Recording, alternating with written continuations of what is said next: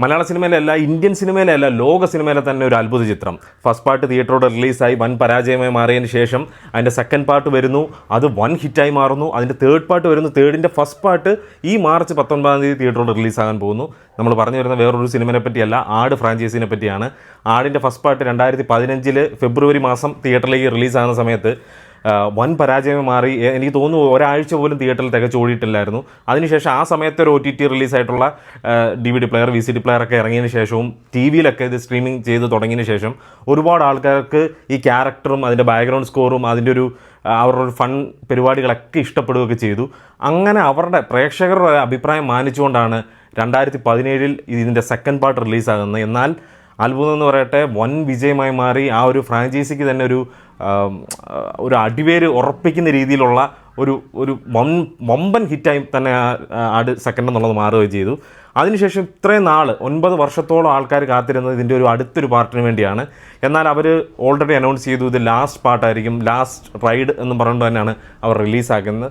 അപ്പോൾ ആ ഒരു അനൗൺസ്മെൻറ്റിനൊക്കെ ശേഷം പടം ട്രെയിലർ റിലീസായ സമയത്താണ് ശരിക്കും പറഞ്ഞാൽ മനസ്സിലാക്കാൻ സാധിച്ചത് ഇതൊരു ഫസ്റ്റ് പാർട്ടാണ്, ഇതിനൊരു സെക്കൻഡ് പാർട്ടും കൂടി ഉണ്ട്. ഇപ്പോൾ ആ ഇൻ്റർവ്യൂസിലൊക്കെ അവർ പറയുന്നു ഇത് ഇവിടെ കൊണ്ട് തീരില്ല, ചിലപ്പം 4, 5, 6 ഒക്കെ റിലീസാവാൻ സാധ്യതയും ഉണ്ട് എന്ന് പറയുന്നത്. കാരണം അത്രത്തോളം ഈ ഒരു ഫ്രാഞ്ചൈസി ആൾക്കാർക്ക് ഇഷ്ടപ്പെട്ടു. ഈ ആടെന്നുള്ളൊരു അതിലെ ക്യാരക്ടേഴ്സിനെയൊക്കെ എല്ലാവർക്കും ഒരുപാട് മനസ്സിലേറ്റി കഴിഞ്ഞു.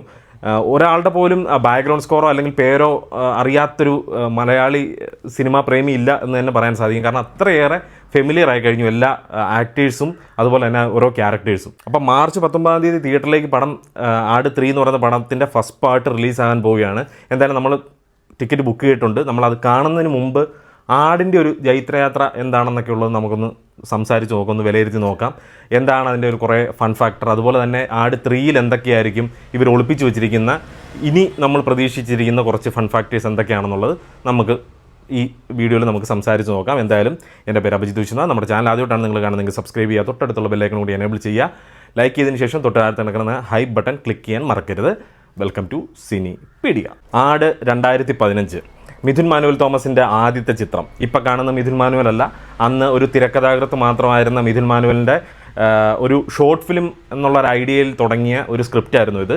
അതിനെ അവർ ഒരു സിനിമാ രീതിയിലേക്ക് മാറ്റാം, ഒരു സിനിമാ കണ്ടൻറ്റിലേക്ക് മാറ്റാമെന്ന് കരുതി ആ സ്ക്രിപ്റ്റിനെ വലുതാക്കുകയും എന്നാൽ അത് ഡയറക്റ്റ് ചെയ്യുന്നത് ആരാണെന്നുള്ളൊരു കൺഫ്യൂഷൻ വന്നപ്പോഴാണ് വിജയ് ബാബു അടക്കമുള്ള സാന്ദ്ര തോമസ് എല്ലാവരും കൂടി നമ്മുടെ മിഥുൻ മാനുവലിനെ തന്നെ സമീപിക്കുന്നത്, നിങ്ങൾ തന്നെ ഇതിനെ ഡയറക്റ്റ് ചെയ്യൂ. ഇപ്പോൾ ഡയറക്ഷനെ പറ്റി ഒന്നും അറിയാത്ത മിഥുൻ മാനുവൽ തോമസ് ഫസ്റ്റ് ചുവട് വെച്ച സിനിമയാണ് ആടെന്ന് പറയുന്ന സിനിമ. എന്നാൽ അതൊരു വൻ പരാജയമായി മാറുകയും പിന്നീട് ഇതിൻ്റെ DVD സാറ്റലൈറ്റ് ചാനലിലൂടെയൊക്കെ വരികയൊക്കെ ചെയ്തതിന് ശേഷമാണ് ആൾക്കാർക്ക് ഇതിനോടുള്ളൊരു താല്പര്യം കൂടിയത്. ഇതിൻ്റെ ഏറ്റവും വലിയൊരു പ്ലസ് പോയിൻ്റ് എന്ന് പറയുന്നത് ഇതിൻ്റെ ക്യാരക്ടേഴ്സ് മാത്രമല്ല, ഓരോ ക്യാരക്ടേഴ്സിനും കൊടുക്കുന്നൊരു ഇൻട്രോ ബാക്ക്ഗ്രൗണ്ട് സ്കോറുകളുണ്ടായിരുന്നു. അത് വമ്പൻ തരംഗമായി മാറി. ഇപ്പോഴും എനിക്ക് തോന്നുന്നു ഒരുപാട് ആൾക്കാരുടെ റിംഗ് ടൂൺ ഡ്യൂഡിൻ്റെയും ഷാജി പാപ്പൻ്റെയൊക്കെ ടൂണുകളായിരിക്കാം. കാരണം അത്രയേറെ ആ ഒരു ബാക്ക്ഗ്രൗണ്ട് സ്കോറുകൾ അത്രത്തോളം ഇറങ്ങിച്ചെന്നു എന്നുള്ളതാണ് അതിൻ്റെ ഏറ്റവും വലിയൊരു പോസിറ്റീവായിട്ടുള്ള ഘടകം. ഫസ്റ്റ് നമ്മളെ ആകർഷിച്ച ഒരു കാര്യവും അതുതന്നെയായിരുന്നു. കാരണം ബാക്കിയെല്ലാം അവിടെ നിൽക്കട്ടെ, പക്ഷേ ഓരോ ക്യാരക്ടേഴ്സിനെ കാണിക്കുമ്പോൾ ഈ ഷാൻ റഹ്മാൻ്റെ ആ പരിപാടി ഗംഭീരമായിട്ട് വർക്കൗട്ടായെന്ന് തന്നെ പറയാൻ സാധിക്കും. അങ്ങനെ ആടെന്ന് പറയുന്നൊരു സിനിമ ഞാൻ കണ്ടത് എനിക്കിപ്പോഴും ഓർമ്മയുണ്ട്. അന്ന് നമ്മുടെ ഒരു ഫ്രണ്ട് ഒരു ഫോണിൽ സിനിമ കൊണ്ടുവന്ന് നമ്മളൊരു റോഡ് സൈഡിൽ നിന്നിട്ട് അതിൻ്റെ കുറച്ച് സീനുകൾ കാണാമെന്ന് കരുതി നിന്നാണ്. അങ്ങനെ കണ്ടു തുടങ്ങി. ഞങ്ങൾ ആ 2 മണിക്കൂർ അവിടെ ഇരുന്ന് സിനിമ മുഴുവൻ കണ്ടു തീർത്തിട്ടാണ് പോകുന്നത്. കാരണം അത്രത്തോളം ഭയങ്കര രസമായിരുന്നു. തിയേറ്ററിൽ ഇറങ്ങിയത് പോലും ആ സമയത്ത് അറിഞ്ഞില്ല സത്യം പറഞ്ഞാൽ. അപ്പം അന്നൊരു റിഗ്രഷൻ ഉണ്ടായിരുന്നു, ഈ സിനിമ എന്തുകൊണ്ട് പരാജയമായി പോയി, എന്നൊരു സെക്കൻഡ് പാർട്ട് വരുമായിരുന്നെങ്കിൽ നല്ലതായിരുന്നു എന്നൊക്കെ ആഗ്രഹിച്ചിരുന്നു. പക്ഷേ സെക്കൻഡ് പാർട്ട് വന്ന സമയത്ത് തന്നെ ഫസ്റ്റ് ഷോ പോയി കണ്ട ഒരാളായിരുന്നു ഞാൻ. ആ സമയത്തൊന്നും നമ്മൾ യൂട്യൂബോ കാര്യങ്ങളൊന്നും ചെയ്യാത്തതുകൊണ്ട് ആ സമയത്തൊന്നും നമുക്ക് പറയാൻ സാധിക്കില്ല. കാരണം അത്രയേറെ എൻജോയ് ചെയ്ത ഒരു ഫ്രാഞ്ചൈസി തന്നെയാണ് ആടെന്ന് പറയുന്നത്. സ്റ്റിൽ ഇപ്പോഴും അതിനകത്ത് ഓരോ സീനുകളും യൂട്യൂബിൽ അവൈലബിൾ ആണ്. അതെല്ലാം എടുത്ത് കാണുകയും രസിക്കുകയൊക്കെ ചെയ്യുന്ന ഒരു കൂട്ടത്തിലുള്ള ഒരാളും കൂടിയാണ് ഞാൻ. അതുകൊണ്ട് തന്നെ എനിക്ക് ആട് 3 എന്ന് പറയുന്നത് വൻ എക്സൈറ്റ്മെൻറ്റ് നൽകുന്നൊരു പ്രൊജക്റ്റും കൂടിയാണ്. ആ ക്യാരക്ടേഴ്സ് തിരിച്ചു വരുന്നു, അതിൻ്റെ ബാക്ക്ഗ്രൗണ്ട് സ്കോറുകൾ തിരിച്ചു വരുന്നു എന്നൊക്കെ പറയുമ്പോൾ ഒരു ത്രില്ലടിപ്പിക്കുന്ന ഒരു ഫാക്ടറും നമ്മുടെ മനസ്സിലുണ്ട്. ഒന്നാം ഭാഗം കഥ പറഞ്ഞത് ഒരു നീലക്കൊടുവേലി എന്ന് പറയുന്ന ഒരു കാര്യത്തിനെ പറ്റിയായിരുന്നു. ആ നീലക്കൊടുവേലി അബദ്ധവശാൽ ഒരു ആട് കഴിക്കുകയും അതിനുശേഷം നടക്കുന്ന സംഭവ വികാസങ്ങളായിട്ടുള്ള കുറേ കാര്യങ്ങളൊക്കെയാണ്. ഇപ്പോൾ ഈ നീലക്കൊടുവേലി കൈക്കലാക്കാൻ വേണ്ടി ബാങ്കോക്കിൽ നിന്ന് ഡ്യൂഡ് എന്ന് പറഞ്ഞൊരു ക്യാരക്ടറും കൂടി നാട്ടിലേക്ക് എത്തുമ്പോഴാണ് ഈ കഥയുടെ ഒരു ചൂട് പിടിക്കുന്നത്. അപ്പോൾ അവിടുന്ന് തുടങ്ങി ഈ ഷാജി പാപ്പാനും പിള്ളേരും അതുപോലെ തന്നെ ഡ്യൂഡും ആൻഡ് ഗ്യാങ് ഇവരെല്ലാവരും കൂടി നടത്തുന്ന ഒരു സംഭവമാണ്. അതിനിടയിലേക്ക് സാത്താൻ സേവിയർ, അതുപോലെ തന്നെ സർബത്ത് ഷമീർ, ഇങ്ങനെയുള്ള കുറേ ക്യാരക്ടേഴ്സ്, കഞ്ചാവ് സോമൻ, അങ്ങനെ കുറേ ബാറ്ററി സൈമൺ, അങ്ങനെ കുറേ ഒരുപാട് ക്യാരക്ടേഴ്സ് ഉണ്ട് നമ്മുടെ ആശാൻ. അപ്പോൾ ഇതൊരു വമ്പൻ ഒരു കാസ്റ്റ് ആൻഡ് ക്രൂവിൽ വന്ന് അപ്പോൾ ഇത്രയും ക്യാരക്ടേഴ്സ് ഒരേ ഒരു കാര്യത്തിന് വേണ്ടി പുറകെ ഓടുകയും അതിൽ ആരാണ് സക്സീഡ് ചെയ്യുന്നത് എന്നുള്ള രീതിയിലേക്കാണ് ഈ ആടെന്ന് പറയുന്ന സിനിമ നമ്മളെ കൊണ്ടുപോയതെങ്കിൽ സെക്കൻഡ് പാർട്ട് 2017 പുറത്തിറങ്ങിയ സെക്കൻഡ് പാർട്ടിൽ ഏതാണ്ട് അതിനെ ഓർമ്മിപ്പിക്കുന്ന രീതിയിൽ, എന്നാൽ നീലക്കൊടുവേലി അല്ല ഇവിടെ ഒരു നോട്ട് എന്നാണ് മെയിൻ സബ്ജക്റ്റായിട്ട് വന്നിരിക്കുന്നത്. അതിൽ നമ്മുടെ കറൻസി ഉണ്ട്, അതുപോലെ തന്നെ കമ്മട്ടം, നോട്ടടിക്കുന്ന ഒരു എന്താ പറയുക, അതിൻ്റെ പ്ലേറ്റ്, അങ്ങനെ പറയാം, പ്ലേറ്റിനാണ് കമ്മട്ടം എന്ന് പറയുന്നത്, അതിൻ്റെ ഡിസൈനുള്ള പ്ലേറ്റ്.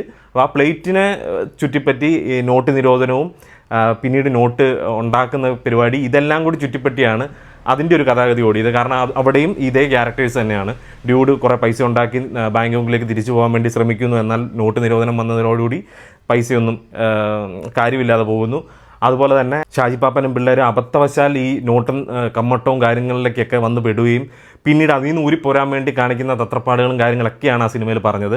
അപ്പോൾ ഈ രണ്ട് സിനിമയുടെ കാര്യങ്ങൾ നോക്കുമ്പോൾ രണ്ടിലും ഒരു സിമിലറായിട്ട് വന്നിരിക്കുന്ന ഒരേ കാര്യത്തിന് വേണ്ടി ഇത്ര ആൾക്കാർ ഒന്നിച്ചോടുന്ന ഒരു സബ്ജക്റ്റായിരുന്നു ഒന്നാമത്തെ ഭാഗത്തിൽ എന്ന് പറഞ്ഞാൽ പോലെ തന്നെയാണ് സെക്കൻഡ് പാർട്ടിലും. ഒരേ ഒരു കാര്യത്തിന് വേണ്ടി, ഒരേ ഒരു സബ്ജക്റ്റിന് വേണ്ടി എല്ലാ ആൾക്കാരും കൂടി ഒന്നിച്ചോടുന്ന ഒരു യൂണിവേഴ്സൽ സ്ക്രിപ്റ്റാണ് ശരിക്കും പറഞ്ഞാൽ. ഒരുപാട് സിനിമകൾ ഇതിനെപ്പറ്റി ഉണ്ടായിട്ടുണ്ട്. പക്ഷേ നമ്മൾ എന്തുകൊണ്ട് ഇതിനെ കൂടുതൽ ആകർഷിപ്പിക്കുന്നു എന്ന് ചോദിച്ചു കഴിഞ്ഞാൽ ഇതിൻ്റെ ക്യാരക്ടേഴ്സും അതിൻ്റെ ഒരു ബിഹേവിയറിങ്ങും ഇതിൻ്റെ ബാക്ക്ഗ്രൗണ്ട് സ്കോറുകളും തന്നെയാണെന്ന് ഒരു സംശയമില്ലാതെ പറയാൻ സാധിക്കും. ഇവർ ഓരോരുത്തരും അവരുടെ ക്യാരക്ടേഴ്സിനെ നല്ല രീതിയിൽ മനസ്സിലാക്കിയെടുത്ത് അതിനെ നല്ല രീതിയിൽ പ്രസൻറ്റ് ചെയ്തിട്ടുണ്ട്. ജയസൂര്യ ആണെങ്കിലും നമ്മുടെ ധർമ്മജനാണെങ്കിലും വിനായകനാണെങ്കിലും മറ്റ് ഏതൊരു ആർട്ടിസ്റ്റ് ആണെന്നുണ്ടെങ്കിലും അവരുടെ 110 ഇതിൻ്റെ അകത്ത് 200% ഇവർ അതിന് ഇൻപുട്ട് കൊടുത്തിട്ടുണ്ട്.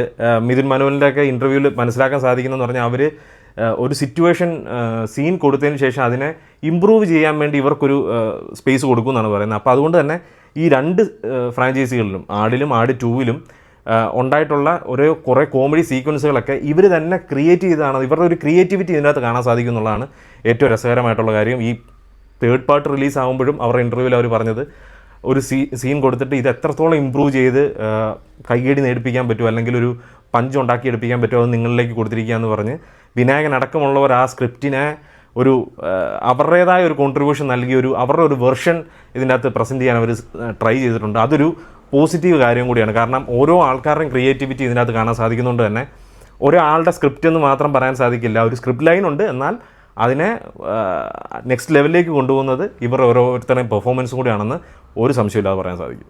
2000 പുറത്തിറങ്ങിയ ഒരു സ്നാച്ച് എന്ന് പറയുന്നൊരു ഇംഗ്ലീഷ് പിക്ചർ ഉണ്ടായിരുന്നു. ആ സിനിമയിൽ നിന്ന് അതിൻ്റെ ഒരു അഡാപ്റ്റേഷൻ വെർഷനാണ് ആട് എന്ന് ആ ഒരു സമയത്തൊരു റൂമേഴ്സും കാര്യങ്ങളൊക്കെ ഉണ്ടായിരുന്നു. സ്നാച്ച് എന്ന് പറയുന്ന സിനിമ ഞാൻ കണ്ടിട്ടില്ല. അതിൽ ഒരു നായയും ഒരു കൂട്ടം ആൾക്കാരുമായിരുന്നെങ്കിൽ ഇവിടെ ഒരു ആടും ഒരു കൂട്ടം ആൾക്കാരുമാണ്. അത്തരത്തിലുള്ളൊരു ചേഞ്ചാണ് ഇതിനകത്ത് വരുത്തിയിരിക്കുന്നത്.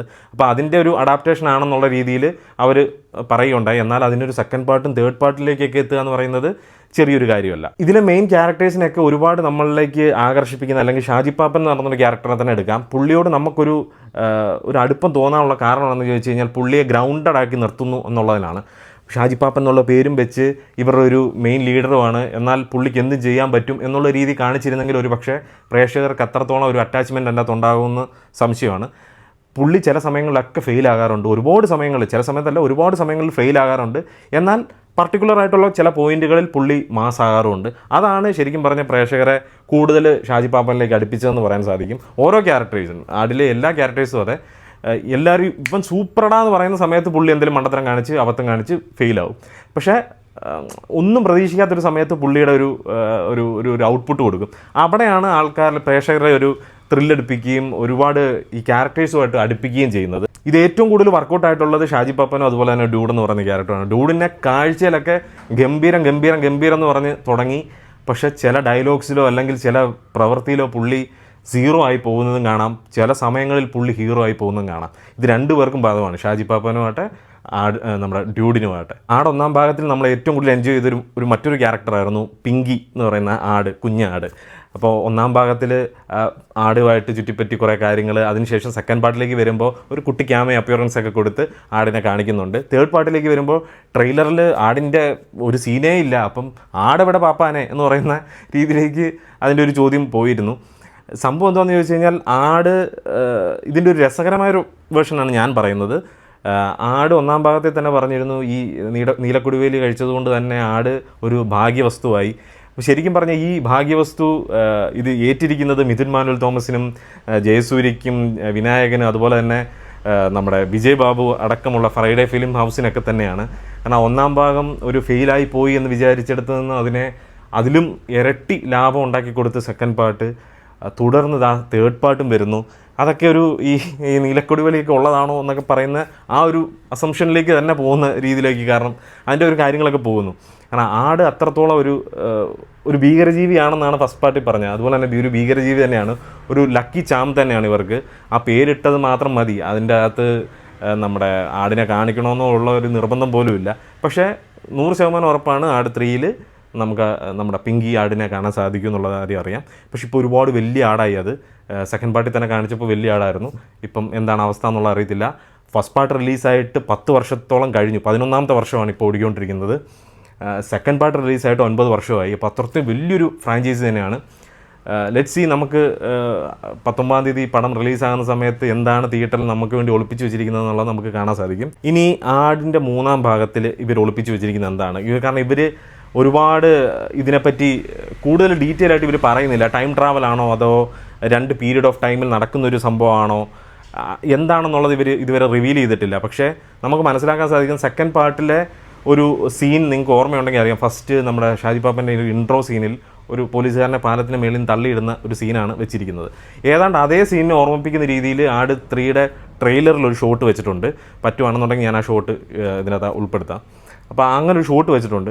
അപ്പോൾ ആ ഷോട്ട് വെച്ച് നോക്കുമ്പോൾ, കൂടാതെ ഈ സിനിമയിൽ ഒരു പാലത്തിനെ പറ്റിയും കൂടുതൽ പരാമർശിക്കുമ്പോൾ ഈ പാലത്തിലാണ് എന്തോ ഒരു കണക്ഷൻ ഉള്ളതെന്നുള്ളത് എനിക്ക് തോന്നുന്നൊരു കാര്യമാണ്. മേ ബി ആ പാലത്തിലൂടെ ആവാം, അല്ലെങ്കിൽ എന്തെങ്കിലും ഒരു പൊരുൾ ഇതുപോലെ നമ്മുടെ നീലക്കൊടുവേലി അതുപോലെ തന്നെ ഈ കമ്മട്ടം തുടങ്ങിയ പോലെ ഒരു പെട്ടിക്കകത്ത് ഒളിപ്പിച്ച് വെക്കുന്ന ഒരു അത്ഭുത വസ്തു, അതിലൂടെ ഇവർ ടൈം ട്രാവൽ ചെയ്ത് പുറകിലേക്ക് പോവുകയും ആ ഒരു പീരീഡ് ഓഫ് ടൈമിലേക്ക് ചെന്ന് അവിടെ ആ സമയത്ത് നടന്നൊരു കാര്യത്തിനെ മാറ്റിമറിച്ച് ഇവർ തിരിച്ചു വരുന്ന രീതിയിലൊക്കെ ആവാം ഇവർ ഉദ്ദേശിച്ചിരിക്കുന്ന എന്താണെന്നുള്ളത് നമുക്ക് തിയേറ്ററിൽ പോയാലേ മനസ്സിലാകത്തുള്ളൂ. പക്ഷേ എനിക്ക് തോന്നുന്ന കുറേ സംശയങ്ങളാണിത്.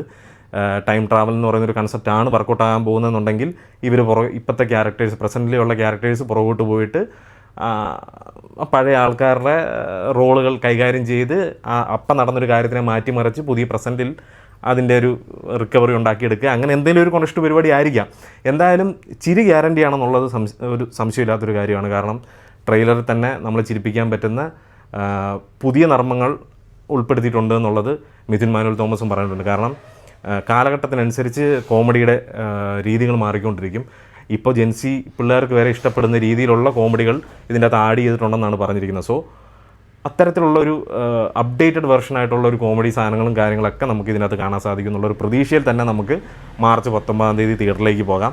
ഇനി ഞാൻ പറഞ്ഞ കുറേ മണ്ടത്തരങ്ങളാണെന്നുണ്ടെങ്കിൽ അത് നിങ്ങൾ പറയുക.